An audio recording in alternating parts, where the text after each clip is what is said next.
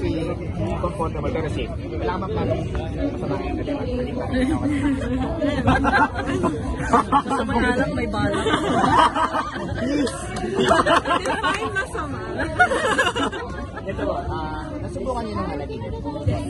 Tapos when you wake up, parang gusto mong maalala yung panaginip mo. Tapos ang gulo-gulo pa niya.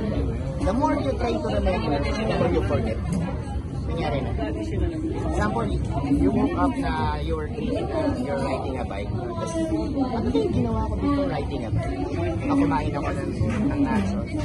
Before eating nachos, what did I do? You're doing it backwards, di ba?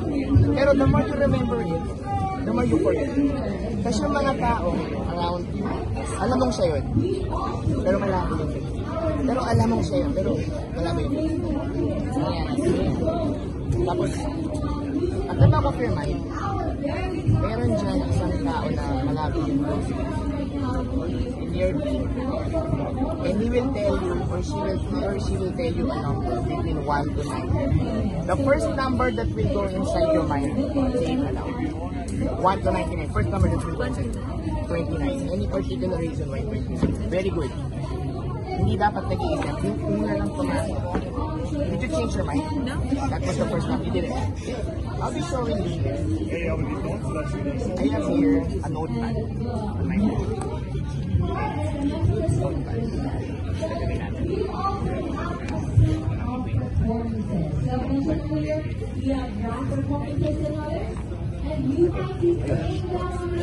Close ko, may celebrities.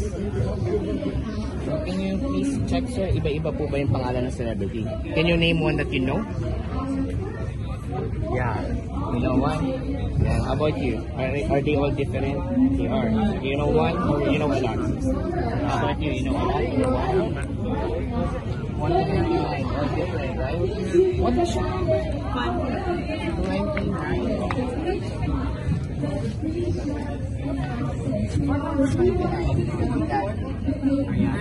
Out of all, the choices 99. Meron akong shopping list. Ginawa ko kanina for New Year. Kailangan ko makauwi ng 10. Dito pa kami ng anak ko. Shopping list ako. So it's all different, right?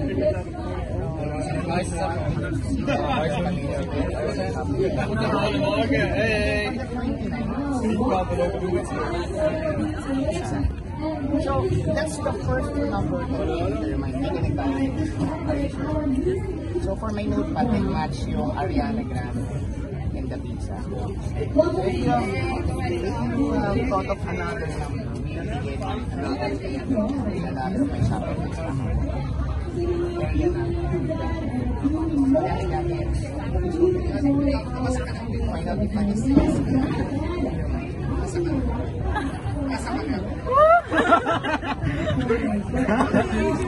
That's how dream works. Thank you.